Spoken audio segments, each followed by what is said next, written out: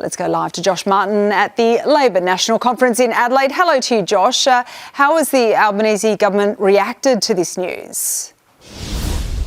Good afternoon, Sally. Well, Deputy Prime Minister Richard Marles says these new tariffs don't make sense. Trade Minister Don Farrell says it's disappointing and he hopes the Trump administration overturns this new tariff regime. Now, Jamison Greer is the US trade representative. He's announced 60 countries will face new tariffs. Australia will be on the highest rate of 12.5%, whereas there are 17 countries, including the UK, Canada and Bangladesh, as well as Mexico, who will be on the lower rate of just 10%. Trade Minister Don Farrell has confirmed that Australia's beef, gold and copper will remain exempt from these tariffs. And he's also said that Australian trade with the US has actually gone up 67% since those original Liberation Day tariffs.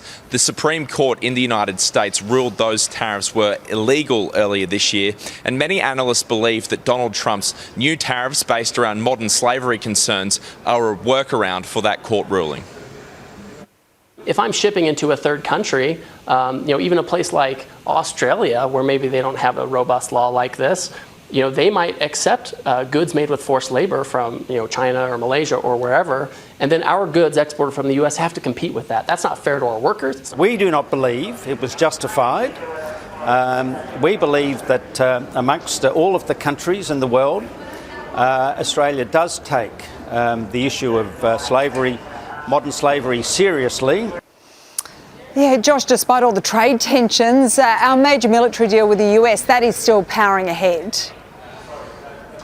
That's right, Sally. Today, the Albanese government has announced another $4.8 billion for the Osborne shipyard. That's key for the AUKUS submarine deal. The shipyard here in Adelaide is where 5 AUKUS submarines will be built. Funny enough, though, there have actually been protesters outside the Labor conference here in Adelaide protesting the AUKUS deal with the United States and the United Kingdom. And last week, former Defence Minister Christopher Pyne said he didn't believe the project would be delivered on time or on budget. To all the naysayers who say that AUKUS isn't real, AUKUS is well and truly real, and it's happening right now.